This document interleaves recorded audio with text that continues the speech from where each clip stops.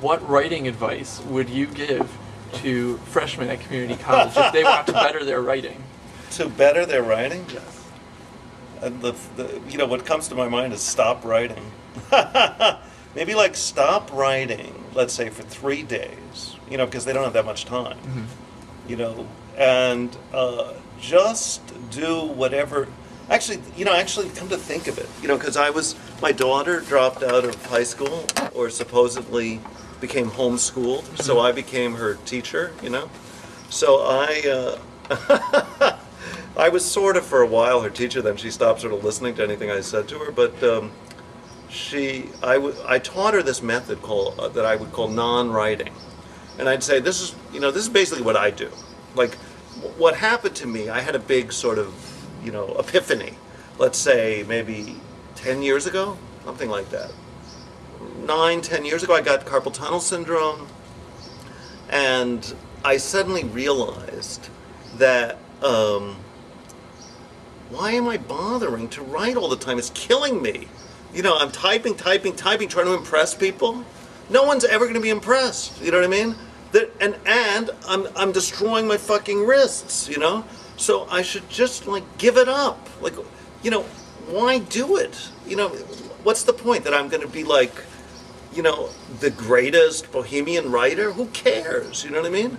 So, and this was before I sort of realized consciously that no one actually reads anymore. So, but that's another question on top of this. So I just thought, that's it. I'm just going to become a real bohemian who really does nothing. Not just all day typing in my little, tenement apartment. I'm going to actually just lie in bed all morning. Then I'm going to go have lunch with friends. Then I'm going to go to my job in the afternoon for 3 hours. And that's it. I'm just going to become a loser, complete loser with no hope. That was my decision. It was kind of a breakthrough for me. And I recommend it to everyone. Not that it's going to help them. But anyway, so I started laying in bed. So the first day, I'm going to do this, I have a new idea. Just lie in bed. And I used to compulsively write. I'd be on the subway writing, the woman opposite me has an orange cap, turned slightly to the west. I wouldn't say to the left, I'd say to the west. It's a little more literary, you know what I mean? I wonder where she came to possess this cap. I don't want to know, I just write endlessly. For what, And so then I just was lying in bed, my first day on my new career of doing nothing. Yeah. And I'm just lying there and I'm thinking, I started thinking about termites or something. And I'm thinking, termites. Two termites. No, I'm thinking now 2 termites. 2 termites will never be friends. 2 termites will never be friends. Maybe 2 termites will never be friends. 2 termites will always be friends. 2 termites always eat together. Termites always eat together. Termites take each other to lunch. Termites take each other to lunch. Anyway, I'm just thinking and thinking the way you think when you have nothing to do, when you're doing nothing. And eventually I would get to somewhere, and I would get to 2 termites will never agree. I don't know. I get somewhere, I get to some point, and I thought, this is really good. 2 termites will never agree. I want to remember this. It's important to me now. I'm not writing anymore, but nonetheless, I don't want to forget that, just in case it turns out to be important. So I got a cassette tape, because I couldn't write anymore. And I just I would go up, I'd wake up from doing nothing. I'd go to my cassette tape and I'd say, termites, give it a title, termites. 2 termites will never agree. And then I'd go back, lie down, and do nothing again. And I realized, wait a second, I'm writing. I'm writing, but this is what I call non-writing. This is the attempt is to not write. Your goal in life is to stop writing.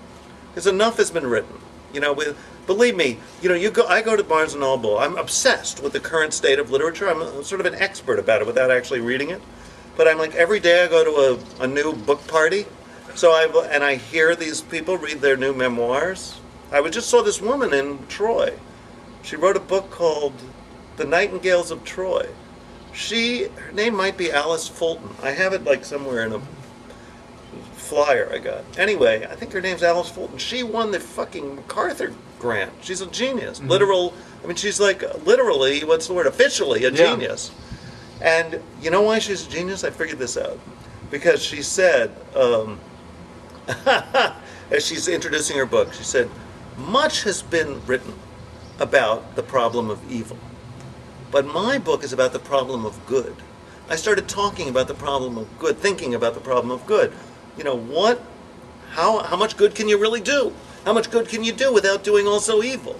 You know, there's a limit to good. I forget what she said, but she was talking about the problem of good, and I thought, my God, that's interesting. That's a genius question. Yeah, that's like a genius. But then you actually look at her book, and the book is like every other book. It's just like a bunch of sentences. Sounds like it was, written. It's like, it sounds a little bit like the Saturday Evening Post sounded like in 1958, only like with less words, less adjectives. People don't write with adjectives anymore. You know, it'd just be like, Grandma Teller woke up and looked in the mirror. A few more gray hairs. I better go mix up some porridge, she thought. You know, just like any fucking book. They're all the same. You know what I mean? Steinbeck, these people used to have like a style. People used to have styles. Books used to sound different than other books. Like now all books, they're just like one fucking generic book. You know, and then they disappear. They sell, even the ones that are successful. You know, after about 3 months, Barnes & Noble has sold as many as they're going to sell. Then they have one copy in the, memoirs of upstate New York section. And then that's it. Then it's gone. And then she has to write another book and go on another book tour. You know, and too much has been written, just stop writing. That's my advice to everyone. Just sit there, and then if you find something, just stop writing, don't write. And then, and it worked for my daughter. My daughter became kind of a brilliant poet. I don't know if it was because of this advice, but she did happen to become a brilliant poet. Also, she read great poetry. Can I ask you one final question? Oh, yeah. Our time remaining? Yeah. Would you ever have sex with an ant again? With an ant again? That is a really hard question. Yeah, I mean, the weird thing about this book is that, I consider myself an extraordinarily, particularly for a guy who's been really a hippie for, 37 years, I am an extraordinarily prudish person, in every way. I mean, in my personal habits, in my thinking. But you're comfortable with bathing and... Bathing is I don't mind looking at my naked self because I'm so prudish. It doesn't arouse me. I'm not that attracted to myself. But and I'm sort of, I do go to porno shops occasionally, not much at the moment. I'm a little bit, trying to taper off.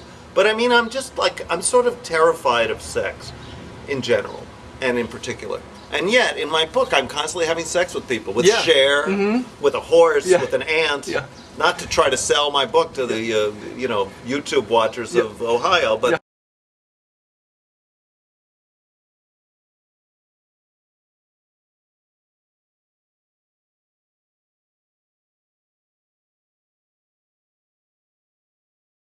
I happen to write well about sex, I feel.